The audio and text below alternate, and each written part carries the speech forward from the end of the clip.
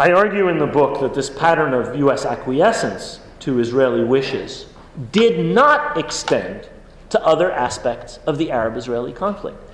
This timidity, this weakness vis-a-vis Israel and vis-a-vis Israel's supporters in this country is exclusive to the Palestine question. If you look at issue after issue, from 1967 onwards, there are many ways in which American policy has bent in favor of Israel, mainly with regard to Palestine. Look at other issues. Look at the Rogers Plan. Look at the War of Attrition. Look at the end of the 1973 war. Look at the disengagement agreements. Look at the Camp David Accords, as far as they related to Egypt and Israel. Look at the end of the 1982 war. In each one of these cases, where major American strategic or, in another set of cases, economic considerations were in play in the Middle East, little or no attention was paid to domestic factors, to the Israeli lobby, or to Israel's wishes. The United States did what it thought was in its national interest, where we were talking about war and peace, where we were talking about gaining advantage over the Soviet Union during the Cold War, where we were talking about major strategic considerations as policymakers in Washington saw them. And policymakers were perfectly willing in these cases, again and again and again, to overrule Israeli preferences. The documents about the 73 war are now out, the Foreign Relations of the United States volume for 73. And you can read what the Israelis argue to the Americans, what they get from the Americans, and what they don't get. And it is a very different picture than the picture I have just given you about the Palestinian issue. On the Palestinian issue, the United States is like a mouse. On these other issues, the United States is like a lion. And this was being done in order to diffuse superpower rivalry or in order to gain advantage over the Soviet Union during the Cold War, in order to prevent the possibility of war with the Soviet Union, or in order to win over a major ally like Egypt. I mean, the United States won Egypt away from the Soviet Union, and by doing that, really won the competition for clients in the Middle East. Egypt is by far the most important Arab country. In service of these kinds of vital objectives, the documentary record that's already available shows that U.S. diplomacy was forceful and effective and paid little attention to Israeli objections or to the Israel lobby. More recently, you may have noticed that the Obama administration completely ignored intense pressure from the Netanyahu government, either to acquiesce in an Israeli attack on Iran or for the U.S. to attack Iran itself. Similarly, on the Syria issue, the same kind of pressures were brought to bear. The United States did not attack Syria. In the case of Iran, instead of doing what the Israeli government wanted, the U.S. government did exactly what the Israeli government did not want. It began direct negotiations with Iran, together with the P5+1, the other permanent members of the Security Council, plus Germany. In both of these cases, Iran and Syria, the president clearly decided that embroiling the United States in a third land war in Asia in the 21st century, after Afghanistan and Iraq, that embroiling the United States in a third of these wars was not in the national interest, and would also, by the way, be political suicide, would be massively unpopular. And as a result, the president simply ignored all the pressure that he was getting on this issue, and stood up to the lobby with apparently very little difficulty. And I would argue that on other kinds of issues, economic issues, policymakers since the Reagan administration have similarly, repeatedly overridden the opposition of Israel and its supporters in Congress to arms deals with Saudi Arabia or other Arab Gulf countries. In these cases, major strategic concerns, such as what I call the American mini-Cold War with Iran, were in play, and potent interest groups like the oil lobby, the defense lobby, the aerospace lobby. Everybody talks about the Israel lobby. Well, we know about domestic lobbies, the AARP, the gun lobby, but think about the oil lobby. You don't hear about them very much, do you? They don't make a lot of noise. They carry a lot of weight on Capitol Hill. You heard of the defense lobby? What President Eisenhower called the defense industrial complex? They have a little bit of weight. Aerospace, you've heard of them. Yeah, these are important, powerful groups, supported by labor, supported by politicians from every single state where there is oil, the oil industry operates, every single state where there are defense industries. These folks have heavily engaged in making sure that arms deals with the Gulf go through. You can see why this might be the case. In 2011, the last year for which we have full figures, arms sales to the Arab Gulf monarchies came to 2/3 of the record total of U.S. arms exports for that year of $66 billion. The United States exported more arms than the next 4 countries combined.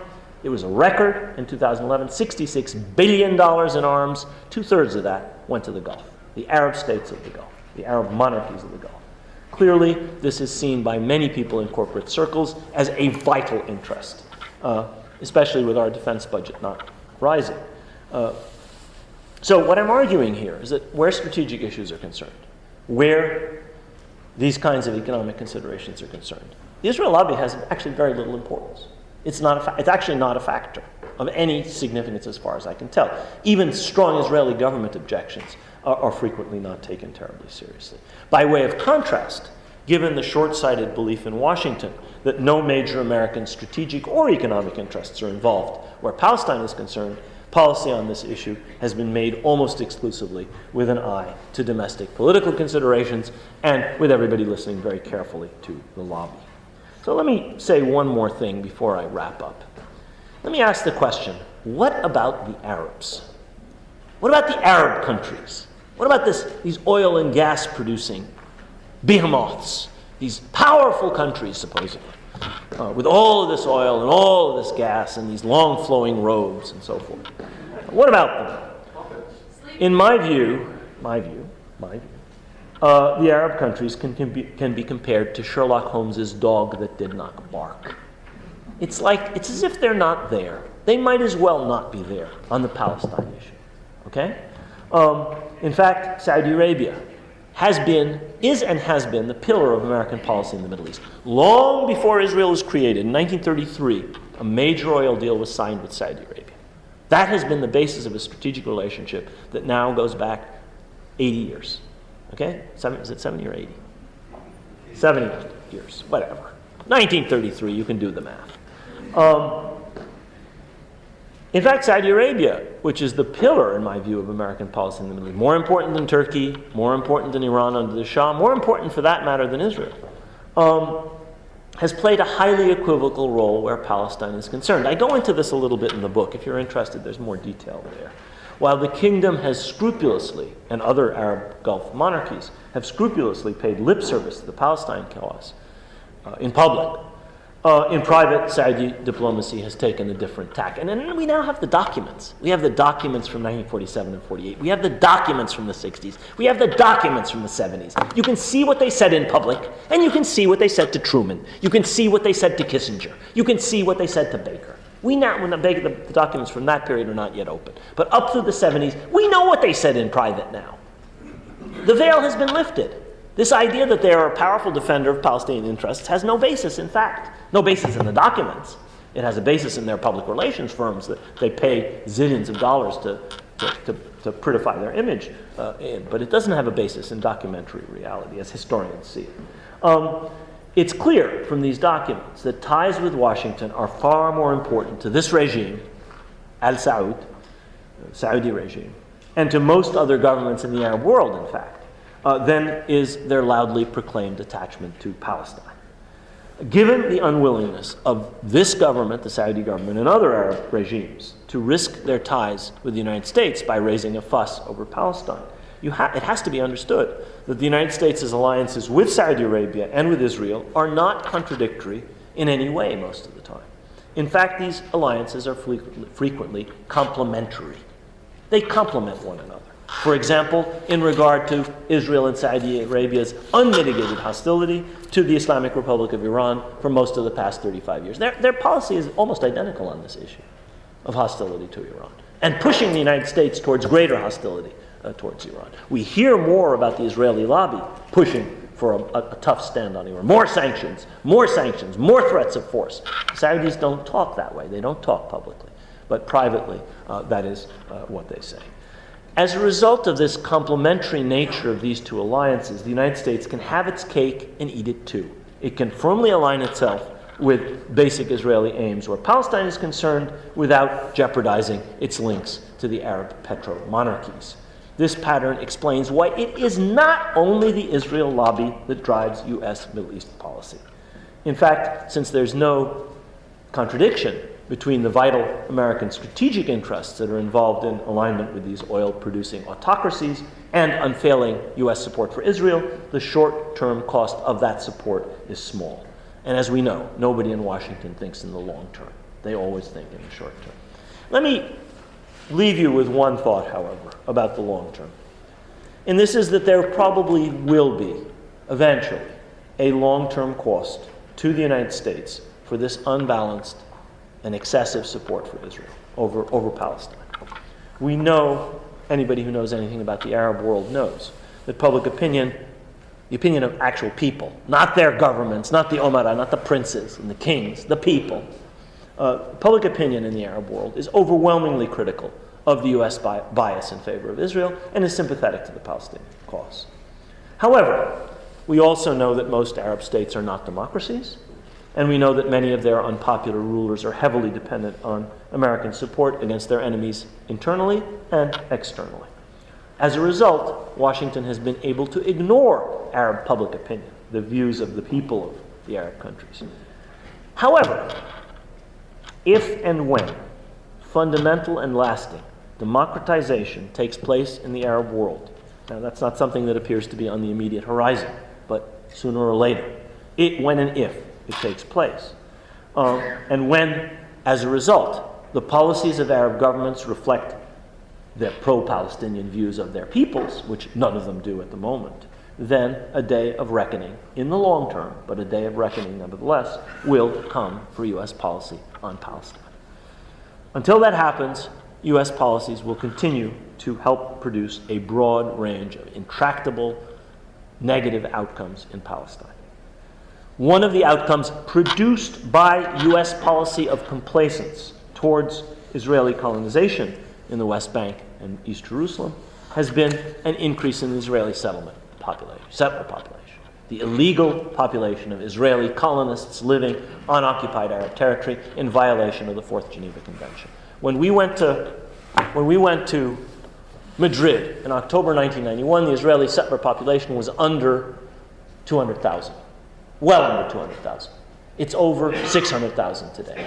It's more than tripled during this so-called peace process. Peace? This is peace? Tripling the illegal settler population of these territories? This is whatever it is. It's not peace, and it's not just happening. This is not mushrooms that are growing in the rain. Settlers now constitute more than 1 in 10 of Jewish Israelis. They constitute an enormously powerful voting bloc today. The unceasing expansion of settlements and other facts on the ground, I could talk about others, the wall and so forth, were explicitly intended by Israeli strategic planners like Begin, like Sharon, especially like Ariel Sharon, to make impossible the option of a two-state solution. These settlements are not randomly sited. They're placed in order to make impossible a viable, contiguous Palestinian state. In my view, these Israeli planners have succeeded, and their efforts have made put a two-state solution completely out of reach. Our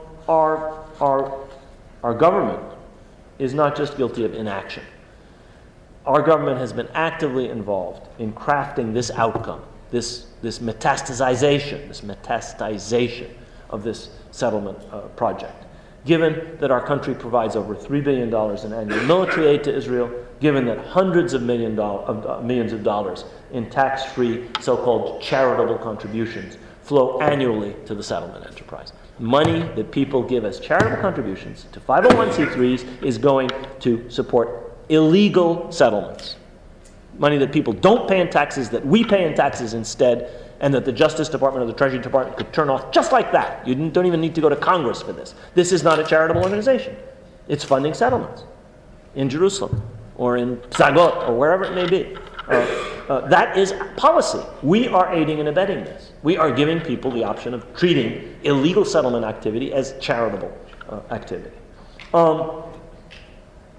More importantly, or at least as importantly, for many, many years, the United States has provided diplomatic protection at the UN and elsewhere for the violations of international law that are represented by this Israeli settlement enterprise. We protect it diplomatically. We fund it, or help fund it, and we protect it. And we arm the people who guard these settlements by $3.1 billion a year in military support. For decades now, dishonest rhetoric about what is constantly described as progress in a so-called peace process has screened the American public from these realities about our policy in Palestine. This process, as I just said, has not brought peace. It has led to conflict and insecurity through the intensification of the dispersal and occupation of the Palestinian people and an intensification of the colonization of their homeland. Things have not stood still while the United States was pretending to solve this problem. They've gotten much worse. The situation of the Palestinians is considerably worse than it was 20 years ago. When I was living in Jerusalem in the early 1990s, you could travel in a West Bank car with West Bank plates to Gaza, or to Eilat, or to the Golan Heights, or to Tel Aviv, to the beach. You could go anywhere. A very small number of people who committed security offenses were not allowed to move, and there were very few checkpoints. There was almost no restriction on movement for most Palestinians in 1991. Almost nobody can move today. Gaza is completely closed down. Only a tiny, tiny fraction of the population of Gaza can ever leave. Most Palestinians can't visit Jerusalem. Most Palestinians have to go and humiliate themselves in front of Israeli security services, which try and force them to collaborate with them in order to get a permit to go to Jerusalem, or a permit to go to Jordan, or a permit to move from one place to another.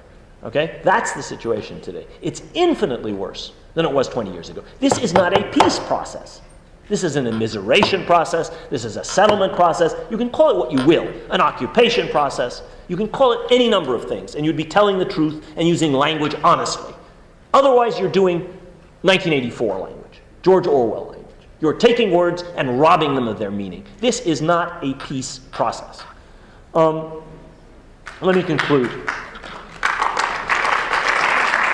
The United States is in large part responsible for this outcome. I mean, you can blame the Palestinians for their mistakes, you can blame Israel, you can blame the Arab countries, but I think you also have to blame the United States.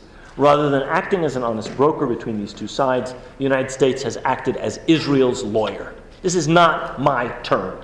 This is a term that was used by Aaron David Miller, who for many years was one of the leading U.S. diplomats involved in negotiations with the Palestinians and the Israelis. And when he quoted this, and when he said this in one of his books, Miller was not making it up. He was quoting Henry Kissinger. And Henry Kissinger should know.